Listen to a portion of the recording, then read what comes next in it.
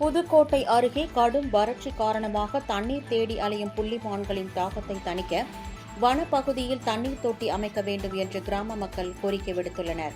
புதுக்கோட்டை மாவட்டம் அன்னவாசல் அருகே தமிழக அரசின் தோட்டக்கலைத்துறை சார்பில் அண்ணா பண்ணை அமைந்துள்ளது. இந்த பண்ணையில் தோட்டக்கலைத்துறை சார்பில் ஆயிரக்கணக்கான பழவகை மரங்கள் ஓங்கி உயர்ந்து வளர்ந்துள்ளன. இதன் அருகே உள்ள அடர்ந்த வனப்பகுதியில் புள்ளிமான், முயல், மயில் என ஏராளமான வன விலங்குகள் வசித்து வருகின்றன. இந்த நிலையில் கடும் வறட்சி காரணமாக தண்ணீர் தேடி புள்ளிமான் ஒன்று விசலூர் பகுதிக்குள் வந்தபோது அங்கிருந்த நாய் ஒன்று அதனை விரட்டிச் சென்றது.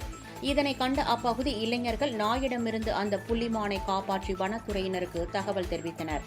அவர்கள் வருவதற்கு தாமதம் ஆனதால் அன்னவாசல் காவல்துறையினருக்கு தகவல் தெரிவிக்கப்பட்டது. விரைந்து வந்த அன்னவாசல் காவல்துறையினர் புள்ளிமானை மீட்டு வனப்பகுதிக்குள் விட்டுச் சென்றனர். இந்த நிலையில் வன விலங்குகளின் தாகத்தை தணிக்க வனப்பகுதியில் தண்ணீர் தொட்டி அமைக்க வேண்டும் என்று அப்பகுதி மக்கள் அரசுக்கு கோரிக்கை விடுத்துள்ளனர்.